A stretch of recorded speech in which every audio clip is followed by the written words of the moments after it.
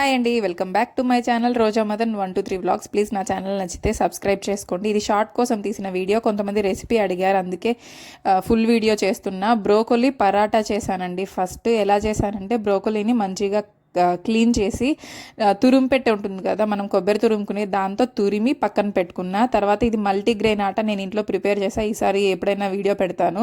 ఆ ఆటలో పసుపు, ఉప్పు, కారం, ధనియాల పొడి వేసుకొని మనం తురిమి పెట్టుకున్న బ్రోకోలీని వేసుకొని మంచిగా కలుపుకోవాలి. ఇందులో ఆయిల్ లాంటిది ఏమీ వేయకూడదు. వాటర్తోనే గట్టిగా కలుపుకోవాలి. మెత్తగా కలిపిన ఎక్కువసేపు నానబెట్టినా జారుగా అవుతుంది. అప్పుడు మనకి రుద్దేటప్పుడు విరిగిపోతుంది అనమాట. చాలా గట్టిగా కలుపుకోవాలి ముద్దని అనేది. దాని తర్వాత మనం చిన్న చిన్న ఉండల మాదిరి చేసుకొని సేమ్ మనం చపాతీ ఎలా అయితే రుద్దుకుంటామో అలానే రుద్దుకోవాలి. పెనం బాగా వేడిగా ఉన్నప్పుడు మాత్రమే కాల్చుకోవాలి.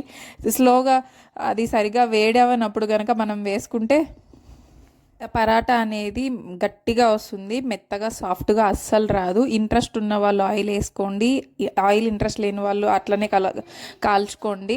నేను 2 ఆయిల్తో కాల్చాను పాప కోసము, మిగతావన్నీ కూడా ఆయిల్ లేకుండా కాల్చాను నాకు, ఆయన కోసము. బాగా గుర్తుపెట్టుకోండి, పెనం వేడిగా ఉండాలి, ప్లస్ హై ఫ్లేమ్లోనే మనం రొట్టె అనేది కాల్చుకోవాలన్నమాట.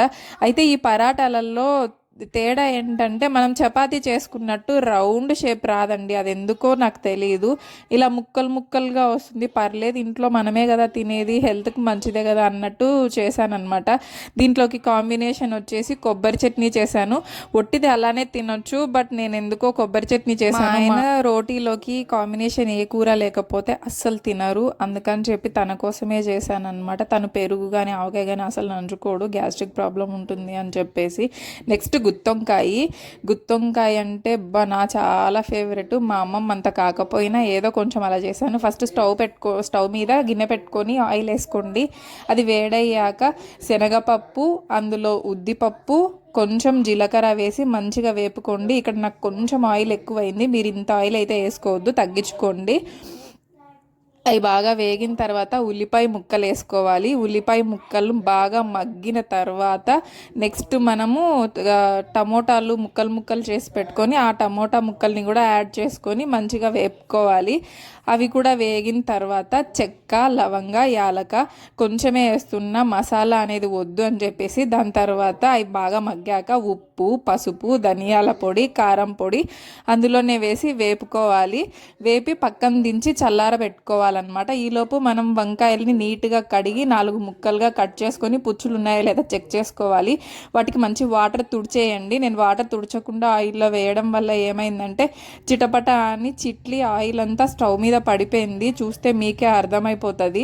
చూసారా, నేను పక్కకు వచ్చేసాను ఆ చిట్లల్లో భయపడి. తర్వాత మనం ముందుగా ప్రిపేర్ చేసి పెట్టుకున్న ఆనియన్ టమాటో ముక్కలు ఉన్నాయి, అందులో కొంచెం అల్లం వెల్లుల్లి వేసి మిక్సీ పట్టుకోవాలన్నమాట. మనం ముందుగా వేపి పెట్టుకున్న వంకాయ ముక్కల్ని పక్కకు తీసి పెట్టుకొని ఈ మిశ్రమాన్ని పేస్ట్ చేసుకున్న తర్వాత ఆ మిశ్రమాన్ని తీసి మనం వంకాయ ముక్కలకి పట్టించుకోవాలి. మనం మసాలాలో ఆల్రెడీ ఉప్పు వేసాం కాబట్టి వంకాయల్లో మగ్గేటప్పుడు ఉప్పు వేయలేదు. అలా స్టఫింగ్ చేసుకున్న వంకాయల్ని కొంచెం ఆయిల్ వేసుకొని అలాగా మగ్గబెట్టుకున్నాను అనమాట. నేను ఇంకా కొంచెం వాటర్ వేసాను, ఆ క్లిప్ మిస్ అయింది. మీరు ఇంకా కొంచెం వాటర్ వేసుకోండి, ఎందుకంటే గ్రేవీ అనేది మంచిగా ఉడకాలి కాబట్టి. అది మంచిగా ఉడికిన తర్వాత ఇక్కడ చిన్న టిప్పు, కొంచెం బెల్లం కానీ షుగర్ కానీ యాడ్ చేసుకొని మంచిగా కలుపుకోండి. కారం కావాలనుకున్న వాళ్ళు ఇంకా కొంచెం వేసుకోండి. ప్లీజ్ నా ఛానల్ నచ్చితే సబ్స్క్రైబ్ చేసుకోండి, లైక్ చేయండి, షేర్ చేయండి. ప్లీజ్ సపోర్ట్ ఇస్తారని అనుకుంటున్నా. కొంతమంది రెసిపీ అడిగారు, అందుకే షేర్ చేశాను. రైస్లోకి సూపర్ అంటే సూపర్గా ఉంది. మా అమ్మాయి అయితే అలానే తినేసిందనమాట, అంత ఇష్టం తనకి. వంకాయ చూపిస్తున్నాను నేను ఇక్కడ, ఇలా ఊపి. నేను తొడిమలు అయితే అస్సలు కట్ చేయలేదు, ఎందుకో ఈరోజు నాకు అలానే వేయాలనిపించింది. రైస్లోకి నిజంగా అంటే నిజంగా బాగుంది. ఫుల్ సాటిస్ఫైడ్గా తిన్నారు ఇంట్లో అందరూ. ఓకేనండి, బాయ్ బాయ్.